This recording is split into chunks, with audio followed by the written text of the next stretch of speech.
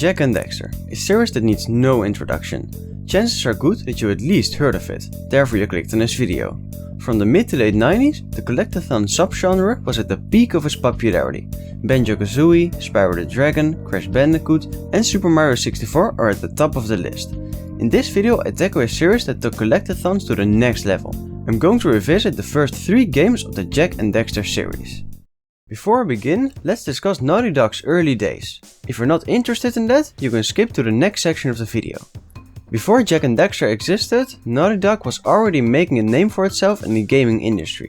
Their journey began in the early 90s, and their first big break came with the Bandicoot living in the Wampa Islands, Crash Bandicoot. His first game was released in 1996, a vibrant and energetic platformer that was a critical and commercial hit. People fell in love with its wacky animations, the vibrant levels, and, I quote, the best graphics that exist in a game. After creating 2 sequels and a spin-off, and by the time Jak and Daxter was on the horizon, Naughty Dog had established itself as a studio capable of creating polished, engaging and downright fun platforming games. But as their partnership with distributor Universal Interactive Studios ended, they had to come up with something new. It was a chance to take the lessons learned from Crash and push the boundaries of what a platformer could be. Conveniently, the arrival of the PlayStation 2, a console with powerful new hardware, presented the perfect opportunity. The team utilized fully explorable 3D environments, crafting levels that offered more freedom and depth compared to the linear paths of Crash, and also got rid of the pre-rendered 3D. Jak could explore, jump and fight with a newfound fluidity, making the platformer experience more dynamic and engaging. Perhaps the most innovative element of Jak and Daxter was the introduction of the ecosystem, but more on that in the next part. The success with the Trilogy allowed them to take on even more ambitious projects in the future, with titles like Uncharted and The Last of Us. But let's not dwell too far, and begin with the game that started it all. Our story begins with Jak, a fearless and somewhat short-tempered 15-year-old human, and his best friend Daxter, also a 15-year-old fellow villager, who is transformed into an Ottsel in the beginning of the game. By the way, an Ottsel is a mix between an otter and weasel. Jak is a mute, which means he can't speak, and his personal traits contrast perfectly with Daxter's cowardice and cheerful nature. Together they're the kind of duo who seem to attract trouble like a magnet. Their story begins with a trip to the prohibited Misty Island, where they secretly observed a legion of lurkers. These are the primary enemies of the game. After Daxter transformed to an Ottsel, they returned to Samus's hut the next morning to ask for help. What in green tarnation do you two want? Samus revealed that the only one who may be able to change Daxter back is Gol Acheron, a dark eco-sage who Samus had not spoken to for years. Additionally, the sage lived far to the north side of the continent, and Samus had no way of teleporting them there, as the other 3 sages had not kept their teleport gates open for quite some time. It is then decided that Jak and Daxter are going to travel on foot and find a cure for Daxter. Their playful teasing, but also genuine care for each other, provide a constant stream of humor and heart throughout their adventure. Jak, I think you're ready to handle that monster without me. Oh, really heroic of you. By the way, that character you saw just now is Kira, the daughter of Samus. But beneath the surface lies a deeper story than it seems. They unravel ancient mysteries about the Precursors, face off against powerful antagonists, and master the energy of Eco. To go into further detail about the Precursors, it's an ancient race of Ottsels, and they are the central gods of the series' setting. They vanished long ago, and created Jak's planet, among others. To not appear as small and weak, they created huge godlike creatures made of Precursor metal, humanoid in stature with insect-like heads and large round eyes. In Jak III was discovered that they were just mere Ottsels, but despite their appearance, they are still the most powerful beings in the universe. Beside those statues, they also left Precursor orbs behind, which is their primary currency. Jak's quest to cure Daxter becomes connected with its ancient mystery. As he travels through different locations, he uncovers fragments of their history and purpose. The Eco, the strange energy that transforms Daxter, seems to be a core element of Precursor technology. Learning to manipulate the 4 different Eco types, blue to run faster, green for regenerating health, yellow for shooting fire projectiles, and red to enhance your strength, do not only serve as power-ups, but also becomes the key to reversing Daxter's mutation. Okay, fine. We'll save the world, but do it quickly before I change my mind. You can pick up small clusters, allowing its use for 5 seconds, but also pass through Eco vents, which allow for 20 seconds. You can check the Eco meter in the right corner. This mechanic is quite unique, and offers a dynamic way to interact with the world. In the later games there are even more eco types, but I will get to that in the next sections. Jak and Daxter aren't the only ones interested in the Precursor artifacts and eco. The main antagonists are the siblings Go and Maya Acheron. They were both corrupted by exposure to too many dark eco. Maya is a sorceress and her brother Go is a sage. They operated out of their citadel. The connection to the Precursor adds another layer of complexity to their villainy. They believe they are the rightful inheritors of Precursor technology and plotted to kidnap the other eco sages, take control of the animalistic race of the lurkers and flood the world with dark eco in order to reshape it to their liking. As Jak collects eco and uncovers more secrets about the Precursor legacy, he becomes a growing threat to their dark supremacy. At the last level is a boss fight between Jak and Daxter and Go and Maya in their Precursor robot. Enough about the story for now, let's talk about the game itself. It isn't just about collecting eco and kicking enemies. The level design itself is meticulously crafted to test your platforming skills, reward exploration and keep you engaged for hours. There are so many things I can talk about, but let's take the last Precursor city as an example, simply because it's very diverse. The main elements you come across are various moving platforms. These give the platforming a more established feeling, so to speak, where there are real consequences if you fail, namely that you have to lose HP or have to start over again. Step 1. Stay alive. Step 2. Think about not doing something like that again! These challenges are never unfair though. The controls are responsive and the level design offers a clear path for regular players, while providing alternate routes for those who need a little more challenge. Beside those, there are also switches that have different outcomes, such as activating more platforms to reach a new area. In addition, there are electrified elements which you need to avoid, like pipes and pools of water. There are different types of enemy to fight, and there are sliding sections, where you need to avoid pipes and poisonous boxes, while collecting Precursor orbs and breaking boxes. And beside those more specific elements, let's not forget the general elements present in almost all locations.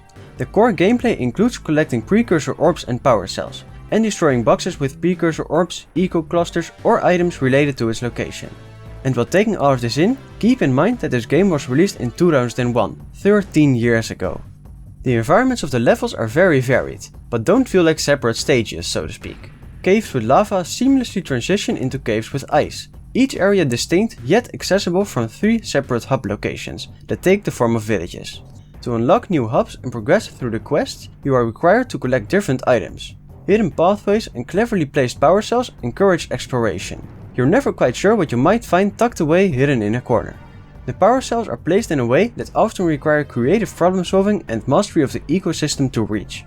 This balance between challenging platforming and rewarding exploration is what makes the Precursor Legacy's level design timeless, for me at least. While platforming takes up most of the playtime, there are additional ways to navigate the map, which add variety and open up new gameplay opportunities. Jak can use Kira's A-Graph Zoomer, a hoverbike-like vehicle to travel over normally inaccessible areas. For example, it can travel over water or lava when its heat shield is equipped. Like Jak, the Zoomer is capable of picking up blue eco, green eco and yellow eco, allowing it to fly faster, repair damage and heal plants, and shoot bolts of yellow eco. Steering it takes some practice, as avoiding obstacles like trees and explosive barrels can be tricky, but for those who overcome the learning curve, it becomes a way to explore previously inaccessible areas. Then there's the Flat. Funny name, I know. It's a species of bird, large and colorful. They are considered extremely rare, and were never actually seen in the series, and therefore came to be largely folkloric. We do however know that adults of the species are known to be deadly predators, though they tend to avoid humans. They're not as fast as A-Graph Zoomers, but are faster than walking.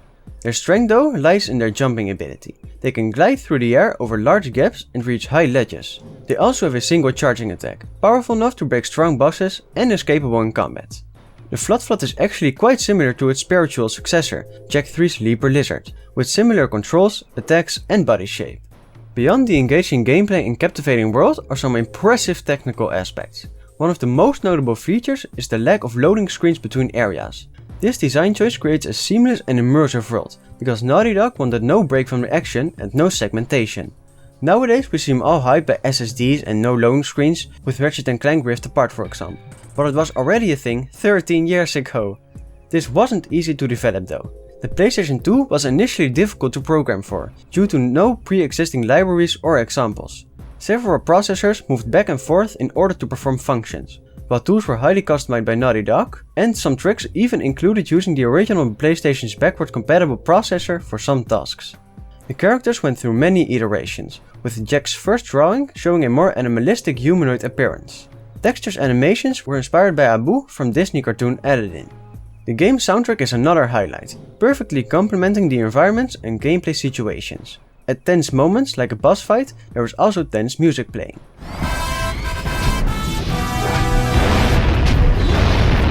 While ambient atmospheric music creates a sense of mystery as you explore Buggy Swamp. If you listen closely, there are also background sounds that further improve the immersion. You hear frogs grogging, birds chirping and rain falling.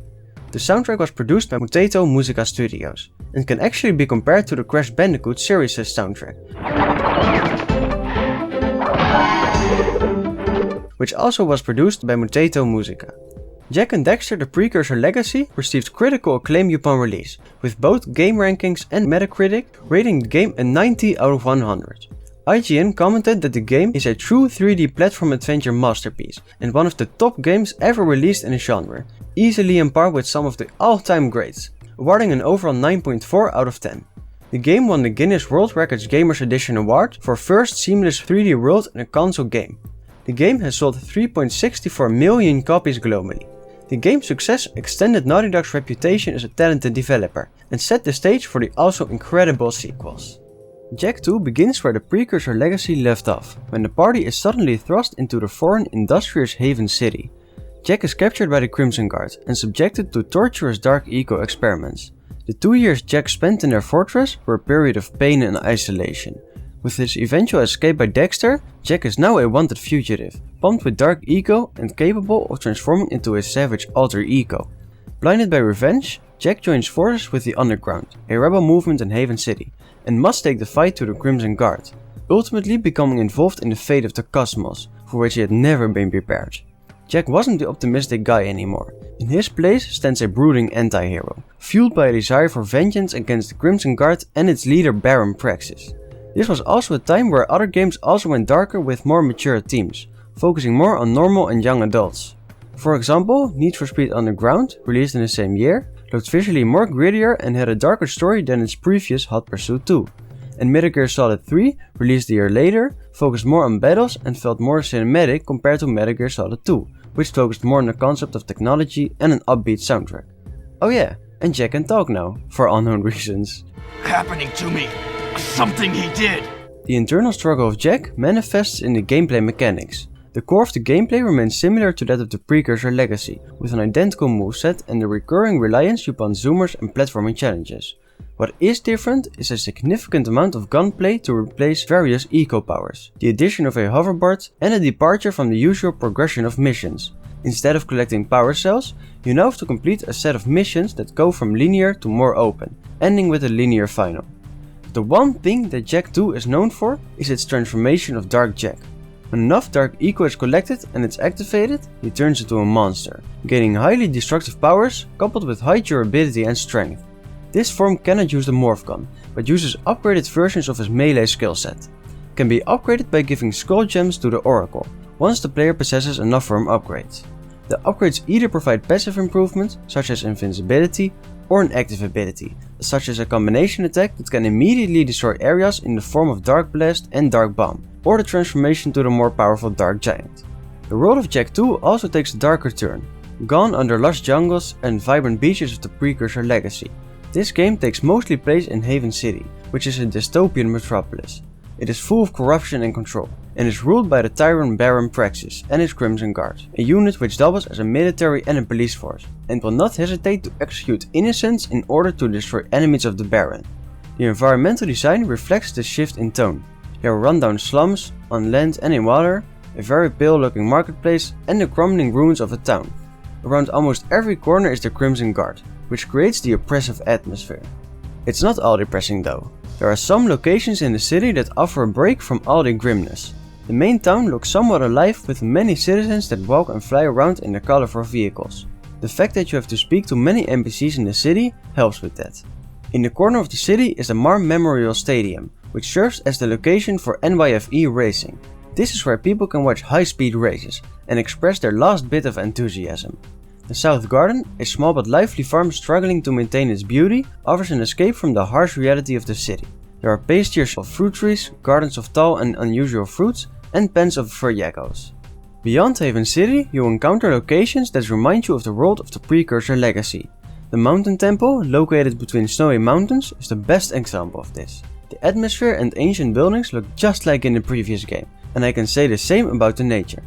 Another example is Haven Forest. Its lush vegetation and hidden secrets remind me of Boggy Swamp. These locations are a reminder that the fight for a better future is not over, and contrast the oppressive cityscape.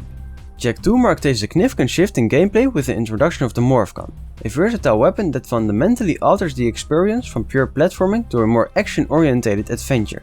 While you had some melee attacks in the Precursor legacy, you still have, Jak is now armed and ready to fight enemies in different ways. Combat is a large part of the game, and beyond combat-based missions, players can pick a fight with a guard at any point, who will drop ammo after being killed. Getting back to the Morph Gun, it harnesses the power of Eco, allowing Jak to switch between 4 distinct firing modes on the fly, each catering to different combat situations. Let's check out these modes. Scattergun.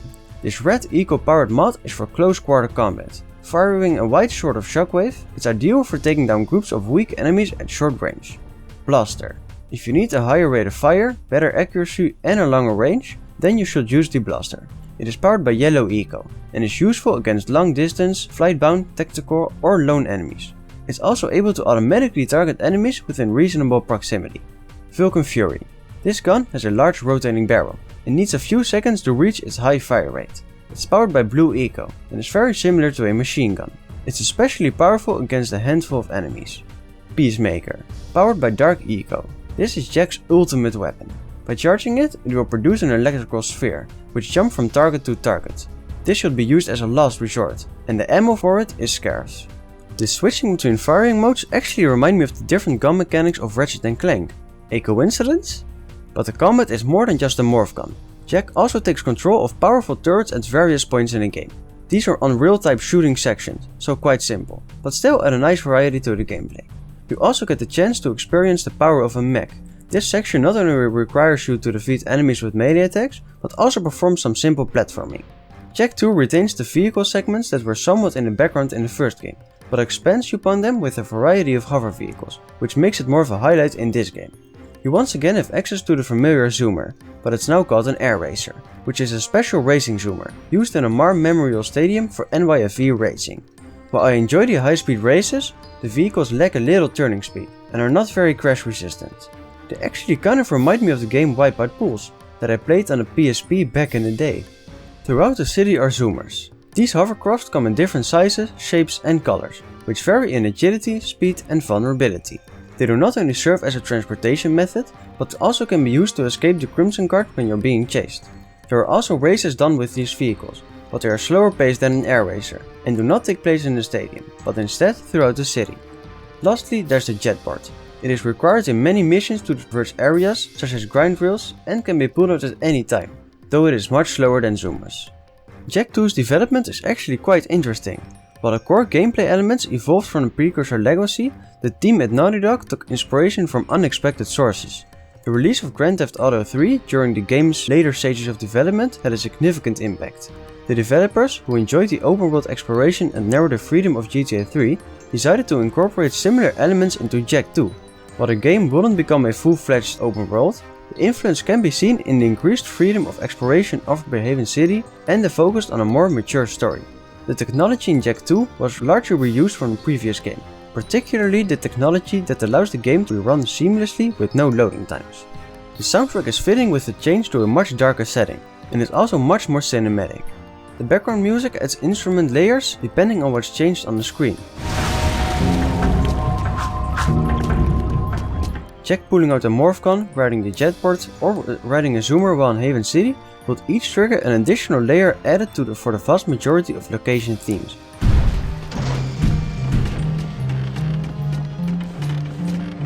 As well as an intense layer which fades in as more enemies approach you. At other times, such as when fighting the Crimson Guard in Haven City, the soundtrack would change completely. Critical reception for this game was overwhelmingly positive. GameSpot claimed that Jak II is an enormous and ambitious game that succeeds on every level. The gameplay is rewarding and the story twists and turns more than you would expect from a game like this.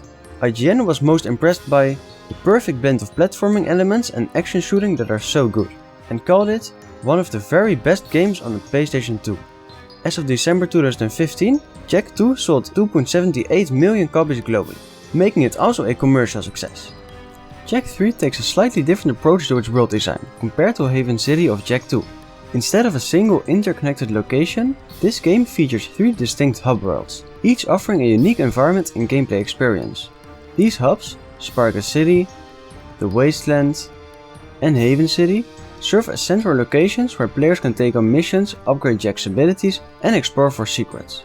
Spyro City serves as Jak's initial base of operations. It's a small and primitive village ruled by King Damas.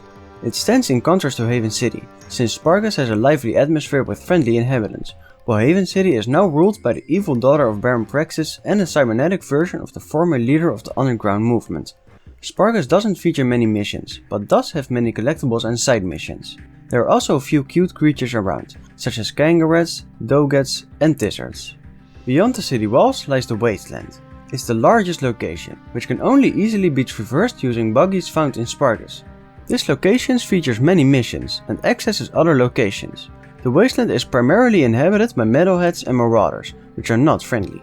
They respectively have their own outposts. The island is also home to the Great Volcano and Monk Temple. The final hub world is a familiar one, Haven City. However, it's not the same city Jak left behind in Jak II. After the war, a big part of the city was destroyed, and therefore has less accessible areas, as you can see by the differences on the maps. Haven City is accessed through an air train. There are constant battles going on between the 3 factions, the Freedom League, the Metalheads, and the KG Deathbots. There is evidence that the city was on the path to improvement, as an area formerly occupied by slums has been replaced by the much more developed New Haven, and propaganda stations have been removed. Missions are completed in a set progression, moving the story and often granting rewards, in the form of Morphgun upgrades, dark and light Jak powers, new buggies, or new areas unlocked. Many of these upgrades can also be purchased in the secrets menu using Precursor orbs, which can be acquired in numerous ways. And speaking of Precursor orbs, Precursor artifacts have been a prominent feature throughout the series, but they are explored in greater detail in Jak III, through locations in the Monk Temple and the Catacombs. Artifacts are grander in scale, with the Oracle being much larger than in the previous installments, and more information is learned about their history and identity. Let's talk about the combat. Unlike Jak II, where Dark Jak could only be used once the meter is full, you can activate Dark Jak whenever, and use the abilities until the meter is depleted. Dark Jak still retains its same powers, while adding the Dark Strike ability and Dark Invincibility. The Light Jak form provides much more defensive skills, which are Flash Freeze, which drastically slows time for all, except Jak temporarily. Light Regeneration, the only way to replenish health other than green eco health packs, Light Shield, which protects Jak from harm when used while draining light eco, and Light Flight, which allows Jak to reach higher and further distances when used. The Morphgun also makes a comeback, but features a much greater variety of weapons than previously seen. The 4 mods, the Red mod, Yellow mod, Blue mod and Dark mod, have each had 2 weapons added, totaling 12 mods. These mods all share ammunition with others of their color. Some of the new mods will simply be an upgrade of the original mod, while others will provide entirely new functionality. It looks like almost everything is expanded upon in Jak III, from racing in a buggy through the Wasteland to cruising in Haven City in the already familiar Zoomer. Vehicle sections are just as present as in the previous game. Buggies take center stage in this game, becoming the primary mode of transportation for navigating the big area of the Wasteland. It has different varieties, each with its own strengths and weaknesses. All buggies, with the exception of the Tough Puppy, are equipped with onboard weapons, typically submachine guns, though in some cases use grenade launchers similar to the ones seen in the Plasmite RPG. They also come equipped with Turbo Boost technology, the reserve of which can be charged with booster pickups dropped by destroyed Marauder buggies, as well as in certain side missions. They also have jump jet capabilities, allowing their drivers to perform a small hop on command, though in the case of the Dune Hopper, the jump reaches incredible altitude. The 2 other major hub locations feature travel borrowed from previous games. Sparkus City features Leaper Lizards, which control identically to Floodfloods from the Precursor legacy. These are parked through the relatively small city, while Haven City features Zoomers from Jak II that can be stolen from citizens and found parked around. These are used in very few missions though, as the buggies take up much more gameplay. The jetport also returns, and is used in several missions. It can also be used to traverse the wasteland quickly with a certain secret unlocked. It is relatively unchanged, with the same moveset and appearance, though its effects when damaging enemies are more noticeable. Related to the vehicles, Jak III features more minigames than previously seen. If you're feeling the need for speed, look no further than Klaww's challenges. This series of races range from time trials, distance challenges and marauder challenges, where you have to destroy as many marauder buggies as possible. Beyond the Deathly Wasteland, Haven City offers its own minigame. The jetport challenge involves using skills and tricks to earn points, and to achieve 3 stars you need 75,000 points. If you want to train your marksmanship, there's the gun course training. This minigame returns from Jak II, but this time is mostly based around the new weapons. You have to shoot targets within a time limit and avoid the citizens. Other minigames do not have a basis in core gameplay.